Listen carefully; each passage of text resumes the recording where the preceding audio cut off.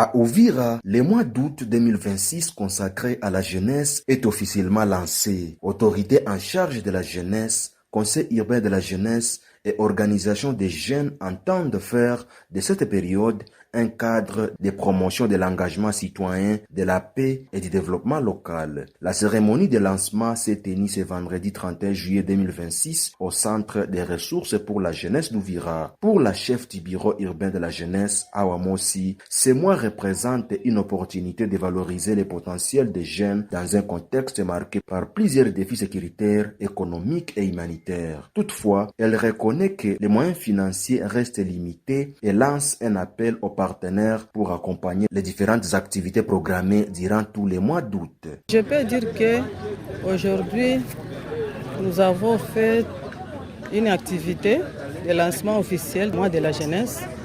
Donc, nous commençons par les activités communautaires. Nous, comme bureau, nous sommes là pour accompagner la jeunesse. Pour la récupération aussi des jeunes désœuvrés. Je demande aussi à la jeunesse d'être réunie chaque jour.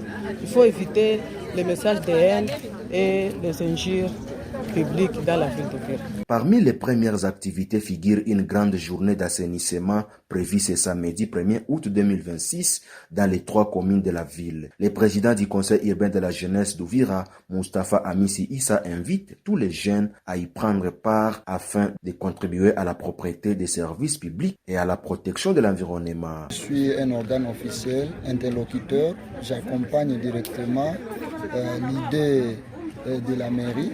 Aujourd'hui, c'est un lancement bien sûr officiel du mois de la jeunesse. Pour nous, nous avons canalisé les activités durant ce mois, notamment il y a l'activité de Salongo qui sera demain, samedi, le 1er août 2026, première activité. Après ça, nous avons l'activité le 12 août 2026. Il y aura une conférence. Il y aura d'autres activités, des rapprochements à ce jour-là. Et aussi, il y a l'activité de la clôture du mois de la jeunesse qui sera le 31 août. Nous préparons une assemblée générale adoptive de plan quinquennal de la jeunesse, y compris la remise des brevets à toutes les associations ou aux partenaires qui nous ont accompagnés durant ces mois de la jeunesse. De son côté, la coalition Jeunesse, Paix et Sécurité appelle les jeunes à saisir cette occasion pour devenir de véritables artisans de paix. Son point focal, Amissi Pelé, insiste sur la nécessité d'un changement de mentalité et de l'abandon des discours de haine au profit du vivre ensemble. Nous demandons aux jeunes vraiment de s'approprier cette collaboration, mais aussi s'approprier aussi les initiatives selon les programmes que nous avons. Aujourd'hui, c'est le lancement. Demain, c'est prévu les activités d'assainissement au niveau de la mairie, au niveau chef-lieu aussi de la commune de Moulongwe et Kanyvira.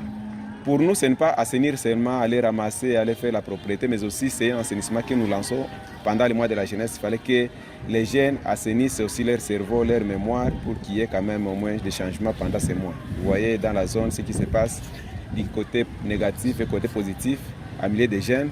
Nous, comme jeunes qui gèrent les jeunes négatifs et jeunes positifs, nous voulons qu'à travers ces mois qu'il y ait quand même au moins un changement. Il faut quand même qu'on récupère au moins certains jeunes qui sont égarés par rapport à ce que nous faisons dans le cadre du positif. Et invitons aussi les jeunes à bannir les discours et messages de haine pendant cette campagne du mois dédiée à la jeunesse, le mois d'août. Mais aussi nous appelons aussi les partenaires techniques et financiers de venir en aide aux initiatives programmées. Durant tous les mois d'août, les organisateurs annoncent une série d'activités, notamment des formations de dialogue intergénérationnel, des émissions de sensibilisation, des campagnes numériques pour la paix, ainsi que des rencontres entre les jeunes et les services de sécurité. Ils espèrent mobiliser un grand nombre de jeunes et obtenir l'appui des partenaires afin de faire de ces mois un véritable espace d'engagement citoyen au service du développement et de la paix à Uvira.